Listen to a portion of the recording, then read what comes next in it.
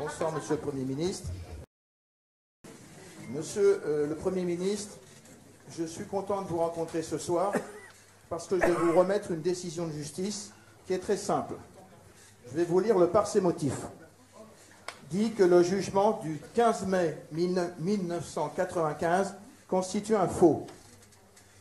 Donc c'est une juge qui a fabriqué 2 faux jugements.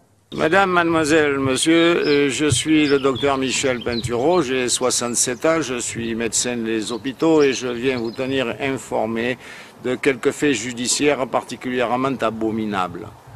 En effet, le 15 mai 1995, je serai rendu destinataire d'un jugement dont le fond est d'ailleurs sans importance, mais faisant état de partie au débat alors que je n'avais jamais été convoqué et faisant état d'une saisine du tribunal au 2 mai alors que l'audience aurait donc eu lieu le 13 avril. D'ailleurs, ces faits seront confirmés par un jugement du TGI en date du 12 novembre 1998, disant et jugeant que le jugement rendu par Madame Nicole Cochet, magistrat, donc le 15 mai 1995, était un faux, évidemment au motif que je viens d'indiquer, c'est-à-dire que je n'avais pas été convoqué, d'ailleurs volontairement, et qui plus est qu'il n'y avait jamais eu d'audience à proprement parler. C'est ainsi que le 27 juin 2000, je serai conduit à déposer une plainte pour crime de faux en écriture publique à l'encontre de Madame Nicole Cochet. Cette plainte dont le bien fondé sera confirmée en date du 25 septembre 2001 par la Chambre de l'instruction de Bordeaux qui dira et jugera textuellement « dit il y avoir lieu à suivre des chefs de faux en écriture publique par dépositaire de l'autorité publique, fait prévu et puni par l'article 441.4 du Code pénal, je précise dernier alinéa, égale cour d'assises, égale 15 ans de réclusion criminelle potentielle. Mais le 3 novembre 2008, après 8 ans de non-information, le juge Dupire du TGI de Rennes, le juge d'instruction Dupire, on ne choisit pas son nom, rendra un non-lieu, estimant les faits insuffisamment caractérisés.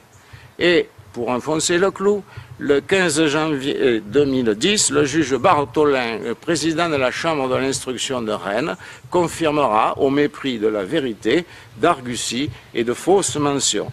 Pour lui, niant jusqu'à l'autorité de la chose déjà jugée le 12 novembre 1995, il y aurait bien eu une audience le 13 avril 1995, alors même que de l'aveu de Madame Cochet, signataire du faux, je n'ai jamais été délibérément convoqué et elle n'a saisi qui plus est le tribunal que le 2 mai 1995. En d'autres termes, selon M. Jean Bartholin, actuel président de la Chambre de l'instruction de Paris, en 1995, ça doit être la seule année depuis des millénaires, le 2 mai a précédé le 13 avril.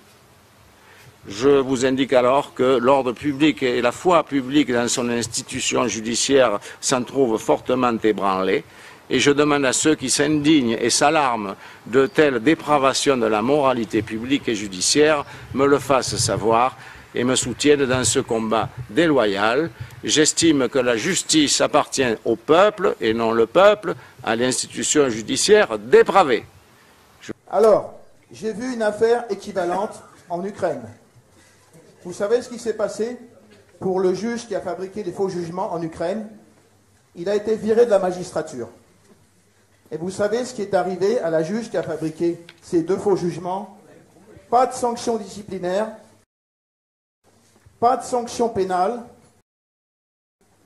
et au contraire, elle a reçu de la promotion.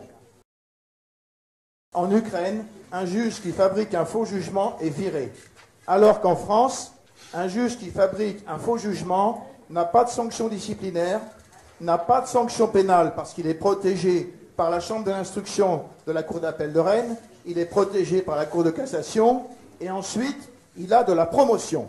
Donc cette juge, qui s'appelle Nicole Cochet, a été nommée directrice des affaires européennes au ministère de la Justice.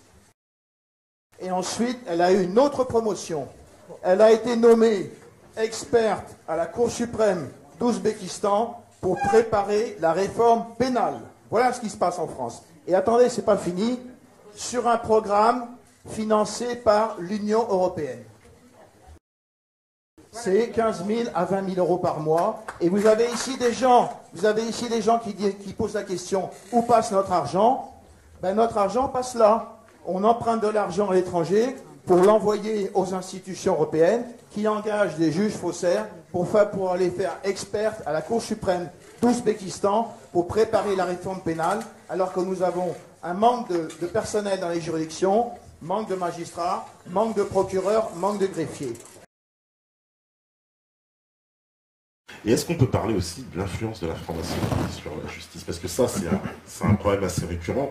Je sais que nous, on est en contact avec une association des victimes, justement, c'est une émission qu'on organisera, des victimes de décisions de justice, et qui mettent en cause clairement l'appartenance franc-maçonnique des juges, et à travers donc les jugements qui sont rendus, sur lesquels sont apposés certains signes, etc. On a tous déjà vu ça, mais moi j'ai vu les documents, des arrêts rendus devant moi avec ces signes-là, et on m'a dit ça n'a rien à voir, normalement il ne devrait y avoir aucun signe, même normalement ça devrait être caduc. On m'a même dit que d'un point de vue juridique, il ne doit y avoir aucun signe sur les je pense, oui. Bon, ce qui est important, c'est que